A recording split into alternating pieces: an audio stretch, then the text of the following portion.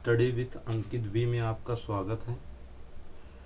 तो जिस तरह हम मैथ का चैप्टर पढ़ा रहे थे संख्या पद्धति, 2-3 चैप्टर हो गया है, आज हम उसके आगे पढ़ाते हैं और हम काल्पनिक संख्या तक पढ़ा दिए थे। आज हम काल्पनिक संख्या के आगे नंबर सिस्टम स्टार्ट कर रहे हैं। तो हम देखें कि संख्याएं, क्या देखें, संख्याएं कितने प्रकार की थी? 2 प्रकार की थी। कौन कौन? एक वास्तविक, कौन संख्या? वास्तविक संख्या। इधर कौन था? काल्पनिक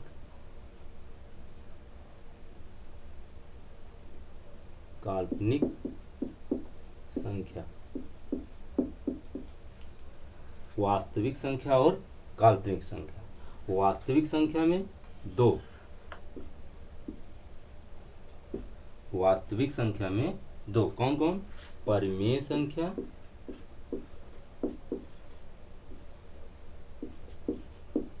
परिमेय संख्या और अपरिमेय संख्या। परिमेय संख्या और अपरिमेय संख्या, इतना समझ में आया। परिमेय संख्या में कौन कौन से पढ़े थे हम? एक प्राकृत संख्या पढ़े थे, दूसरा हम कौन सा पढ़े थे? पूर्ण संख्या। कौन सा पढ़े थे हम? पूर्ण संख्या। और तीसरा हम पढ़े थे पूर्णांक। इतनी बात समझ में आई? इतना चीज हम पढ़ चुके हैं। कौन कौन सी संख्या पढ़ चुके हैं? वास्तविक संख्या पढ़ चुके हैं, काल्पनिक संख्या भी पढ़ चुके हैं, परिमेय संख्या भी पढ़ चुके हैं और अपरिमेय संख्या भी। परिमेय संख्या में प्राकृत संख्या, पूर्ण संख्या और पूर्णांक, ये सब सारी संख्याएं परिमेय संख्या होती हैं। परिमेय संख्या, प्राकृत संख्या, पूर्ण संख्या और पूर्णांक संख्या, सारी संख्याएं परिमेय संख्या होती हैं। हम इन सबको पढ़ चुके हैं। आज हम उसके आगे स्टार्ट करते हैं। इतना नोट करिए।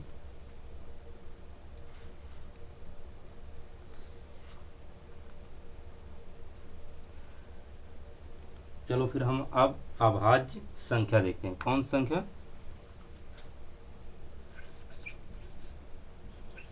अभाज्य संख्या। हेडिंग डालिए, अभाज्य संख्या। अभाज्य संख्या को इंग्लिश में क्या कहते हैं? Prime number. अभाज्य संख्या को इंग्लिश में क्या कहते हैं? Prime number. अभाज्य संख्या को इंग्लिश में क्या कहते हैं? Prime number. इसे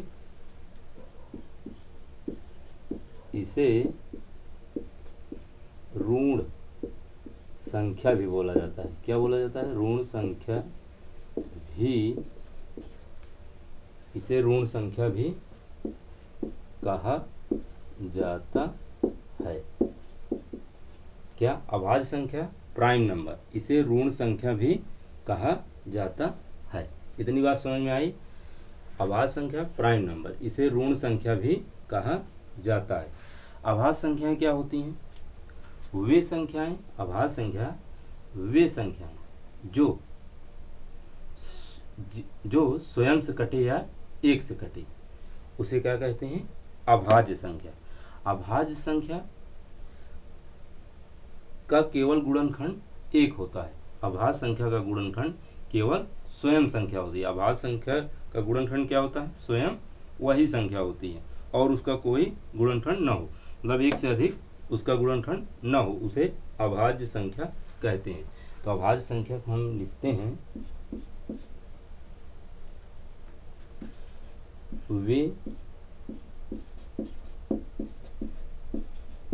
वे संख्याएं, क्या? वे संख्याएं जिनके गुणनखंड संभव न हो। वे संख्याएं जिनके गुणनखंड संभव न हो उसे क्या कहते हैं? अभाज्य संख्या। इतनी समझ में आई बात। वे संख्याएं जिनके गुणनखंड संभव न हो उसे अभाज्य संख्या कहते हैं। और एक इसकी परिभाषा क्या हो सकती है? वे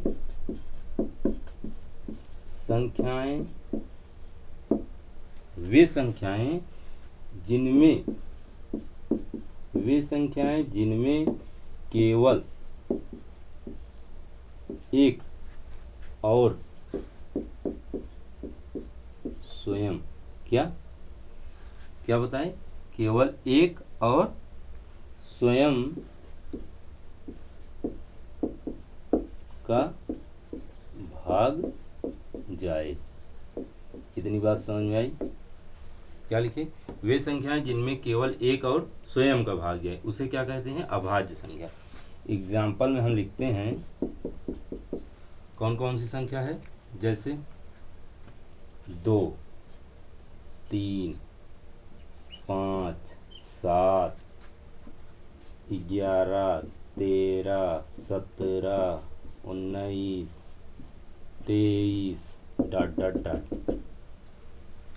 अर्थात बहुत सी संख्याएं हैं।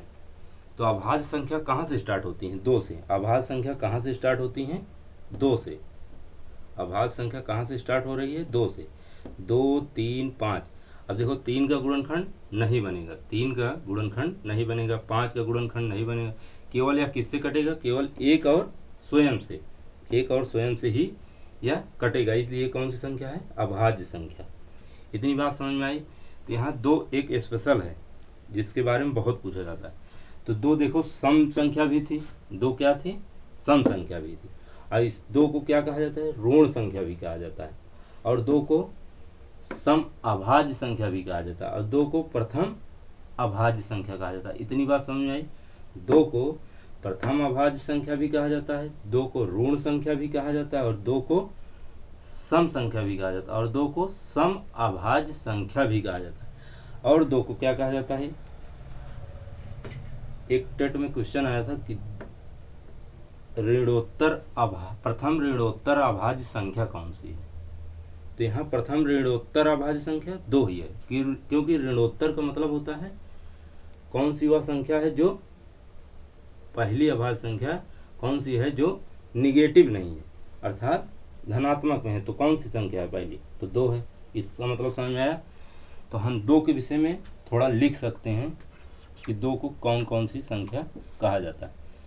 तो प्रथम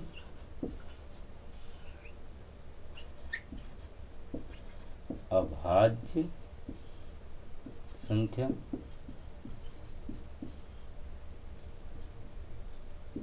प्रथम ऋण अभाज्य संख्या भी बोल सकते हैं, या अभाज्य संख्या, प्रथम ऋण अभाज्य संख्या। इतना समझ में आया? और क्या बोलते हैं इसको? प्रथम सम अभाज्य संख्या। इतनी बात समझ में आई? प्रथम सम अभाज्य संख्या। और क्या? प्रथम ऋणोत्तर अभाज्य संख्या भी 2 होती है। प्रथम ऋणोत्तर अभाज्य संख्या हम यहीं लिख देते हैं, प्रथम ऋणोत्तर अभाज्य संख्या। प्रथम ऋणोत्तर अभाज्य संख्या किसे कहते हैं? 2 को। प्रथम ऋणोत्तर अभाज्य संख्या 2, प्रथम अभाज्य संख्या 2, प्रथम ऋण अभाज्य संख्या 2। इतनी बात समझ में आई? प्रथम सम अभाज्य संख्या 2 होती है। अब पूछ लिया जाए प्रथम विषम अभाज्य संख्या, तो 3 है, क्योंकि विषम संख्या कौन सी है? 1, 3, 5, 7, 9, ये सब क्या है? विषम संख्या। तो ये भी पूछ लिया जाता है कि प्रथम विषम अभाज्य संख्या कौन सी है? प्रथम विषम अभाज्य संख्या 3 है। इतना बात समझ में आया? प्रथम विषम अभाज्य संख्या 3 है। इतनी बात समझ में आई? तो नोट कर लीजिए।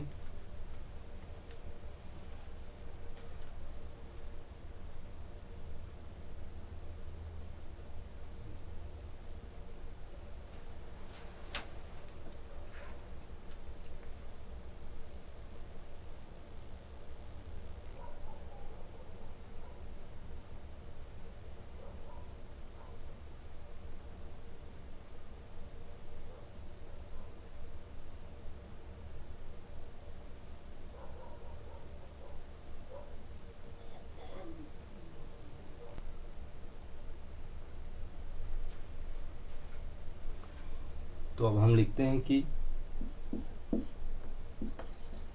दो अंकों की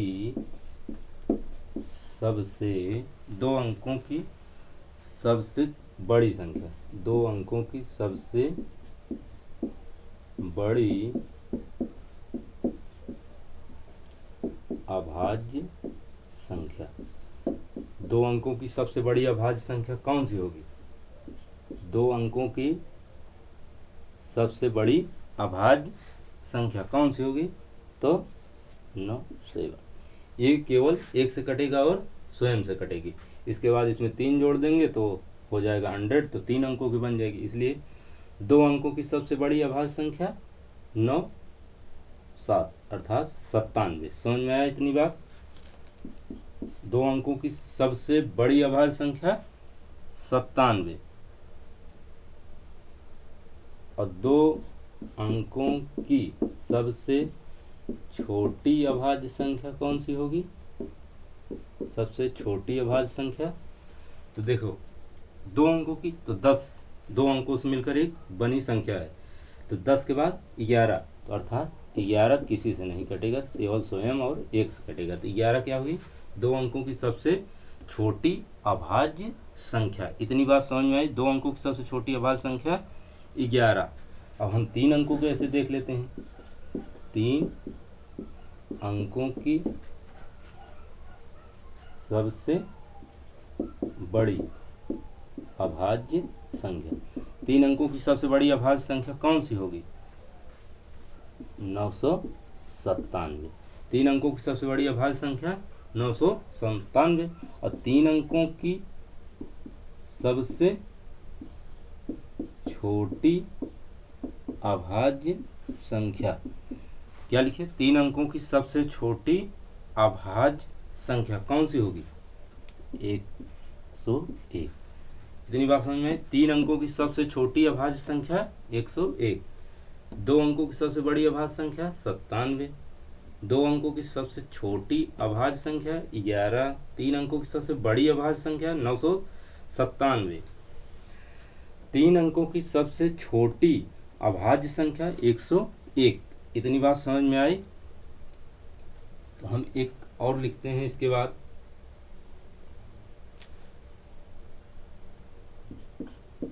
इतना बात समझ में आया? इतना नोट करो, फिर मिटा के हम लिखते हैं।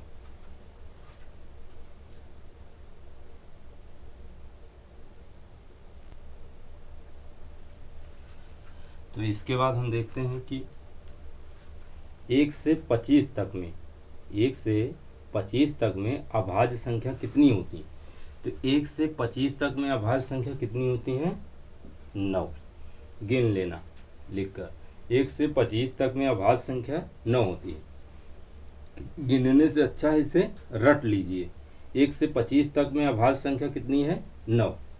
और 1 से 30 तक में अभाज्य संख्या कितनी होती है? 1 से 30 तक में अभाज्य संख्या कितनी होती है? तो 10। 1 से 30 तक में अभाज्य संख्या कितनी होती है? 10। और 1 से 50 तक में अभाज्य संख्या कितनी होती है? तो 15। 1 से 50 तक में अभाज्य संख्या कितनी होती है? 15। अब 1 से 75 तक भरे अभाज्य संख्या कितनी होती है? 21। 1 से 75 तक में अभाज्य संख्या 21। इसके बाद हम देखते हैं 1 से 100 तक में अभाज्य संख्या कितनी है? 1 से 100 तक में अभाज्य संख्या टोटल कितनी होती है? तो 25। इतना मैटर समझ में आया?